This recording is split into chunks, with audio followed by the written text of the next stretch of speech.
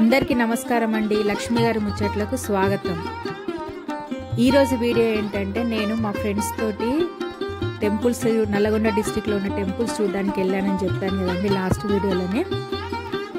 అయితే అందులోని second video అనమాట ఇది.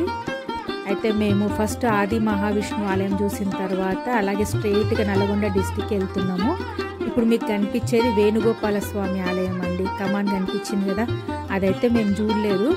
మీరెవరైనా అటు సైడ్ చోటుప్పల్ సైడ్ వెళ్తే వేణుగోపాల స్వామి ఆలయం కూడా దర్శనం చేసుకోండి. పైన కొండ మీద ఉంటుందంట, చాలా బాగుంటుందంట. కానీ మాకు టైం సరిపోలేదు, మేము వెళ్ళలేదు. అయితే మేము ఆది మహావిష్ణు ఆలయం చూసి స్ట్రెయిట్గా నల్లగొండకి వెళ్తూ ఉంటే మాకు దారిలో జడల రామలింగేశ్వర స్వామి ఆలయము చెరువు గట్టు కనిపించింది అనమాట. అసలు యాక్చువల్గా మాకు ప్లాన్లో లేకుండే, డ్రైవర్ చెప్పిండు ఇది జడల రామలింగేశ్వర స్వామి ఆలయం నుంచి వెళ్తున్నాం మేడం మనం అంటే, సరే సరే చూద్దామని చెప్పి ఆగి అక్కడ కూడా వెళ్ళాము.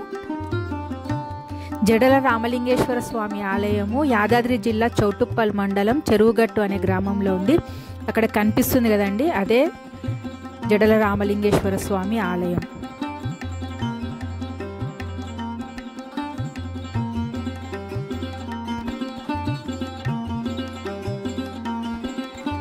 స్వామివారి ఆలయము గుట్ట పైన ఉంటుంది. కాలినడకన వెళ్ళే వాళ్ళ కోసం కూడా మెట్లున్నాయి. ఇదే ఇప్పుడు కనిపించే గోపురం ఉంది కదా, ఆ గోపురం నుంచి మెట్లుంటాయి. పై వరకు మెట్ల మీద దారిలో వెళ్ళొచ్చు, లేదంటే మనము వెహికల్స్ కూడా పై వరకు వెళ్తాయి. మేమైతే వెహికల్లోనే పైకి వెళ్ళామండి. ఘాట్ రోడ్ ఉంది, డైరెక్ట్ పైకి వెళ్ళొచ్చు. శివరాత్రికి ఇక్కడ 3 రోజుల బ్రహ్మోత్సవాలు అయితే భారీ ఎత్తున జరిపిస్తారు. అంతేకాకుండా కార్తీక మాసంలో కూడా ఇక్కడ ప్రత్యేక పూజలు జరుగుతూ ఉంటాయి. ప్రతి నెల అమావాస్య రోజు కూడా ఇక్కడ చాలామంది నిద్ర చేస్తారు. రష్ ఎక్కువ ఉంటుంది అమావాస్య రోజు. రుగ్మతలతోటి బాధపడే వాళ్ళు, ఆరోగ్య సమస్యలతోటి బాధపడేవారు ఇక్కడ స్వామివారి ఎదురుగా నిద్ర చేస్తే వాళ్ళ బాధల నుంచి విముక్తి కలుగుతుందని ఒక నమ్మకం అవుతుంది. అందుకని ప్రతి నెల అమావాస్య రోజు ఇక్కడ ఫుల్ జనాలు ఉంటారు.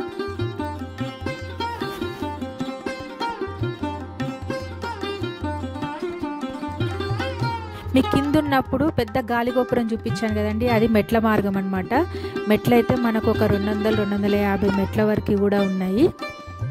లేదు అనుకుంటే మనము డైరెక్ట్ వెహికల్లో వస్తే పై వరకు ఘాట్ రోడ్లో వెళ్ళొచ్చు అనమాట. ఆటోస్ కూడా ఉంటాయి, కింది నుంచి ఆటోలు కూడా వస్తున్నాయి.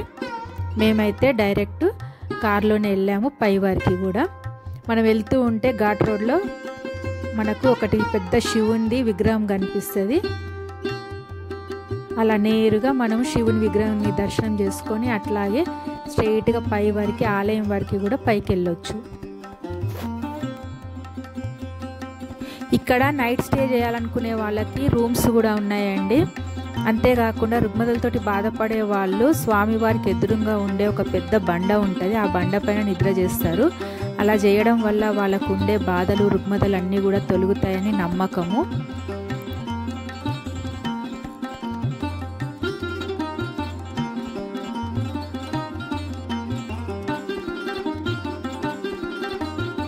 ఇక్కడ స్వామివారిని జడల రామలింగేశ్వరుడు అనే పేరుతో పిలుస్తారండి.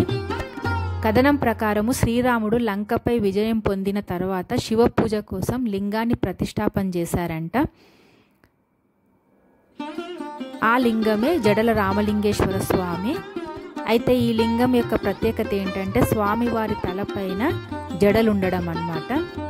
అందుకని జడల రామలింగేశ్వర స్వామి అని పేరు వచ్చిందని ఒక కథనం ప్రకారం చెప్తారు.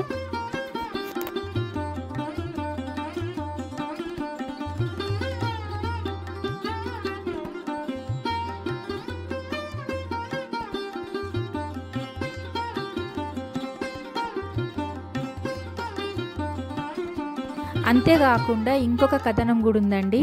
పరశురాముడు క్షత్రియులతోటి యుద్ధం చేసి విజయం పొందిన తర్వాత క్షత్రియులను చంపిన పాపం తొలగించుకునేందుకు 108 శివలింగాలను ప్రతిష్టాపన చేశారంట.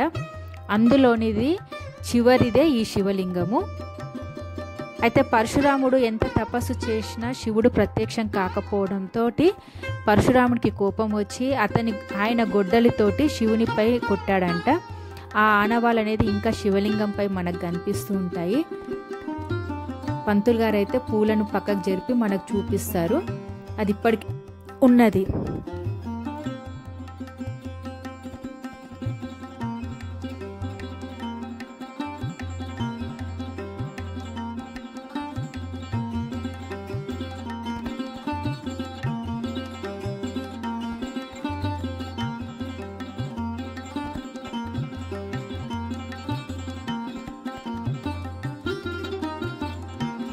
ఇక్కడ రేణుకా ఎల్లమ్మకు బోనాలు కూడా చేస్తారండి చాలామంది మొక్కుకున్న వాళ్ళు. ఇక్కడ కనిపించేదే రేణుకా ఎల్లమ్మ తల్లి గుడి అన్నమాట. పరశురాముని తల్లి రేణుకా ఎల్లమ్మ.